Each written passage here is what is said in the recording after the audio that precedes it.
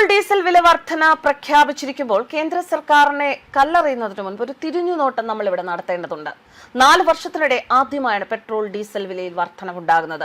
2022 മുതൽ ചില്ലറ വിൽപ്പന നിരക്കുകൾ വലിയ തോതിൽ മരവിപ്പിച്ചിരിക്കുകയാണ്. മിഡിൽ ഈസ്റ്റ് യുദ്ധത്തിനിടെ ക്രൂഡ് ഓയിൽ വില ബാരലിന് $70 നിന്ന് $126 ഉയർന്നതിനെ തുടർന്നാണ് പ്രതിസന്ധി രൂക്ഷമായത്.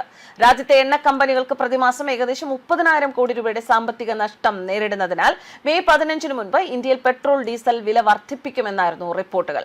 മറ്റൊന്നുകൂടി പറയാം, 5 രൂപയെങ്കിലും വർദ്ധിപ്പിക്കണമെന്നായിരുന്നു എണ്ണ കമ്പനികളുടെ ആവശ്യം. എന്നാൽ 3 രൂപ വർദ്ധിപ്പിക്കാനാണ് കേന്ദ്രം അനുമതി നൽകിയത്. പെട്രോളിനും ഡീസലിനും വില കൂട്ടി 3 രൂപ വീതമാണ് കൂട്ടിയത്. പെട്രോൾ വില 94.77 രൂപയിൽ നിന്ന് 97.77 രൂപയായി. ഡീസൽ വില 87.67 രൂപയിൽ നിന്ന് 90.67 രൂപയായി. മെയ് 15 വില വർദ്ധിക്കുമെന്ന് നേരത്തെ തന്നെ സൂചന ഉണ്ടായിരുന്നു.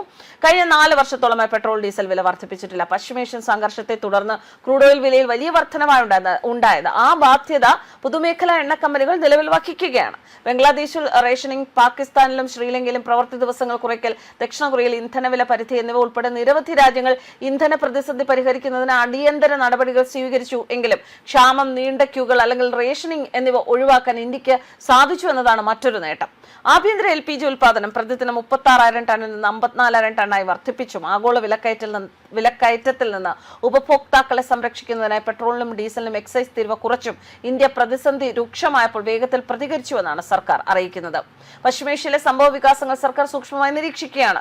ഇന്ധനവില പരിഷ്കരണത്തിന്റെ സമയവും വ്യാപ്തിയും സംബന്ധിച്ച് ഒന്നിലധികം ഓപ്ഷനുകൾ വിലയിരുത്തുന്നുണ്ട് എന്നും ഉദ്യോഗസ്ഥർ പറയുന്നു. എണ്ണ കമ്പനികളിലെ സാമ്പത്തിക സമ്മർദ്ദം സന്തുലിതമാക്കുന്നതിനൊപ്പം എന്തെങ്കിലും വർധനവ് പണപ്പെരുപ്പത്തെ കാര്യമായി വർദ്ധിപ്പിക്കുന്നില്ല എന്ന് ഉറപ്പാക്കുകയാണ് ലക്ഷ്യം. കഴിഞ്ഞ ദശകത്തിൽ ഇന്ത്യയുടെ ഊർജ്ജ അടിസ്ഥാന സൗകര്യങ്ങളുടെ വികാസം പ്രതിസന്ധി മികച്ച രീതിയിൽ കൈകാര്യം ചെയ്യുന്നതിൽ ഒരു പ്രധാന ഘടകമായിരുന്നു. 2014 മുതൽ LPG ടെർമിനലുകൾ ഇരട്ടിയായി. ക്രൂഡ് സോഴ്സിംഗ് 27 നിന്ന് 40 രാജ്യങ്ങളായി വികസിച്ചു. എത്തനോൾ മിശ്രിതം 1.5% നിന്ന് 20% വർദ്ധിച്ചു. തന്ത്രപരമായ പെട്രോളിയം കരുതൽ ശേഖരം ശക്തിപ്പെടുത്തി. ഇത്തരമൊരു അടിയന്തര സാഹചര്യത്തിലാണ് ഇങ്ങനെ ഒരു തീരുമാനം എടുക്കേണ്ടി വരുന്നത്. അതും വളരെ 5 രൂപ ആവശ്യപ്പെട്ടെടുത്ത് 3 രൂപയാണ് കൊടുത്തിരിക്കുന്നത്.